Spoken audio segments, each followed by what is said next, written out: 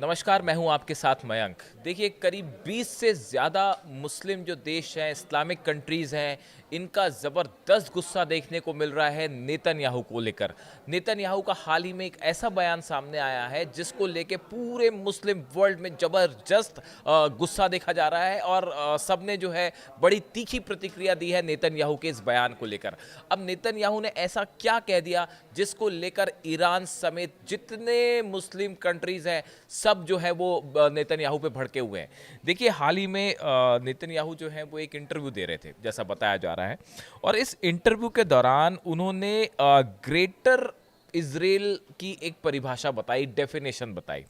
उन्होंने कहा कि कई यहूदी जो विद्वान हैं वो ये कहते हैं कि जो ग्रेटर इजराइल है, इसमें सीरिया को भी शामिल कर लेना चाहिए, इसमें जॉर्डन को भी शामिल कर लेना चाहिए, इराक को भी शामिल कर देना चाहिए, अरब और मिस्र को भी शामिल कर लेना चाहिए।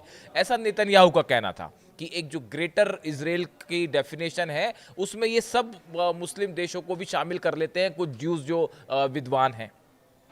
फिर उन्होंने दूसरी बात ये कही कि 1967 का 1967 का जो 6 दिन का युद्ध हुआ था, उसमें इसराइल ने जो है गाजा, सिनाई, गोलन हाइट्स और पूर्वी यरूशलेम और वेस्ट बैंक के इलाके में जो इसराइल का कब्जा हुआ था, इन सबको भी जो है ग्रेटर इसराइल में शामिल कर लेना चाहिए।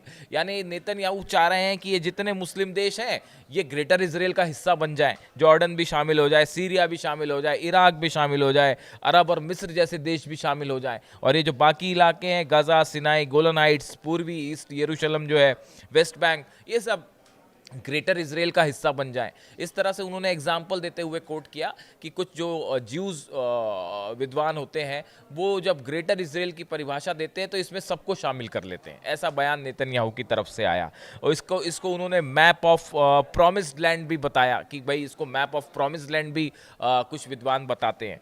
अब नेतन्याहू ने जैसे ही ये बयान दिया, उसके बाद जितने मुस्लिम देश हैं सबका ज़बरदस्त गुस्सा देखने को मिला और हर देश ने जो है नेतन्याहू के इस बयान की तीखी आलोचना करी। हमको आपको बताते हैं कुछ प्रतिक्रियाएं जो आई हैं उसमें क्या कहा गया। देखिए, जॉर्डन ने कहा कि नेतन्याहू का यह बयान बेहद खतरनाक और उकसाने वाला है। जॉर्डन के विदेश मंत्रालय की तरफ से बयान आया कि नेतन्याहू ये जो कह रहे हैं कि ये ग्रेटर इसराइल की जो बात कर रहे हैं, इनका ये बयान खतरनाक है और बेहद उकसाने वाला है, इसकी निंदा होनी चाहिए। देखिए, इसी तरह जो है वो जॉर्डन के बाद जो है मिस्र की तरफ से कहा गया, उसके मिस्र के विदेश मंत्रालय ने कहा कि भाई इसराइल को इस नेतन्याहू के इस बयान पर सफाई देनी चाहिए।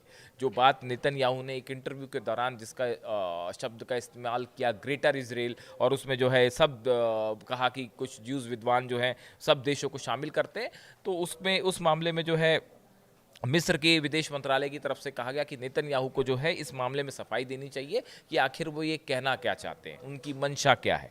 इसी तरह से कतर का भी बयान आया है। कतर ने कहा है कि नेतन्याहू का बयान जो है बेहद अहंकार भरा है, घमंड से भरा हुआ बयान है। वो इजराइल की विस्तारवादी नीति को कहाँ तक ले जाना चाहते हैं। तो कतर ने भी जो है वो तीखी आलोचना करी है नेतन्याहू के इस बयान की। देखिए, बहुत सारे जो मुस्लिम देश हैं, इस्लामिक कंट्रीज़ हैं, उन्होंने नेतन्याहू के इस जिस बयान को लेकर जो आलोचना की है वो ये कहा है कि ये पूरे इलाके में एक अशांति और अस्थिरता, इनस्टेबिलिटी जो है वो पैदा करने वाला बयान है नेतन्याहू का। देखिए, अब हाल ही में गज़ा को लेकर जो प्रस्ताव पास किया इसराइल ने कि पूरे गज़ा में जो है वो इजरायली फोर्सेस अंदर घुस जाएंगी और पूरे फ़िलिस्तीनियों को वहाँ से हटा दिया जाएगा, इस तरह का प्रस्ताव पास हुआ और बताया जा रहा है कि जल्दी हो सकता है ये ऑपरेशन लॉन्च भी होए।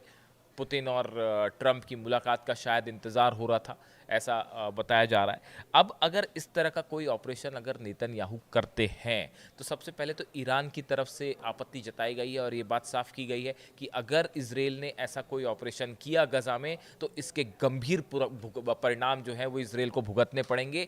ये साफ चेतावनी ईरान की तरफ से दी गई है।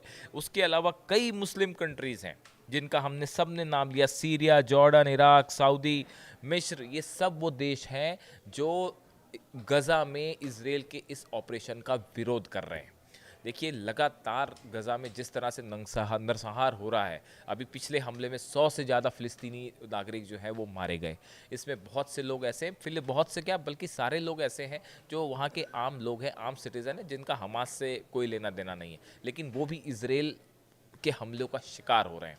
इन हालात में गज़ा को लेकर जो प्लान नेतन्याहू ने तैयार कर रखा है या शायद अमेरिका के साथ चर्चा के बाद ये प्लान तैयार हुआ है, अब इसको लेकर खासकर पुतिन और ट्रंप की जो मीटिंग थी ये फेल हो गई है। इसके बाद अब सबकी नज़र इस बात पे है कि इन हालात में गज़ा को लेकर इजराइल का अब क्या रुख होता है। देखिए 20 से ज़्यादा बंधक अभी भी जिंदा बताए जाते हैं जो हमास के पास हैं।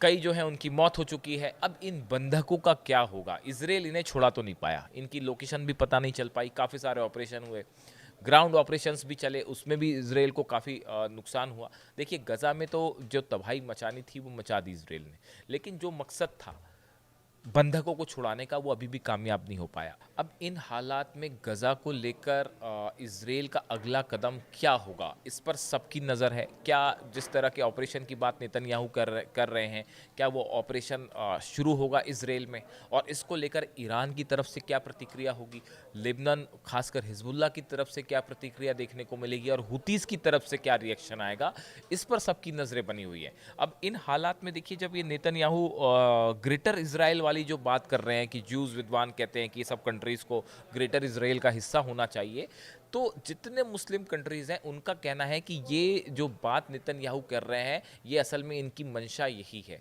यही इनकी विस्तारवादी नीति है। दूसरे देश की ज़मीन को कब्जा करना, उसको हड़पना, ऐसे कई आरोप जो हैं वो मुस्लिम देशों की तरफ से लग रहे हैं जिन्होंने नेतन्याहू को इस पूरे बयान को लेकर घेरना शुरू कर दिया है। अब देखिए एक बड़ा गुस्सा जो है वो मुस्लिम कंट्रीज़ में दिखाई दे रहा है नेतन्याहू को लेकर।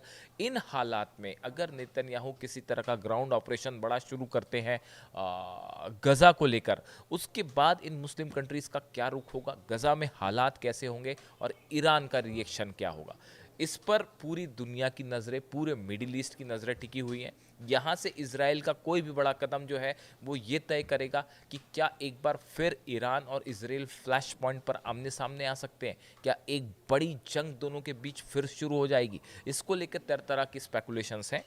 फिलहाल नेतन्याहू का ये जो बयान है ये मुस्लिम कंट्रीज़ के निशाने पर है, इसकी तीखी आलोचना हो रही है। अब इससे जुड़ी, गज़ा से जुड़ी जो भी नया अपडेट होगा वो हम आप तक लाएंगे। Thank you so much.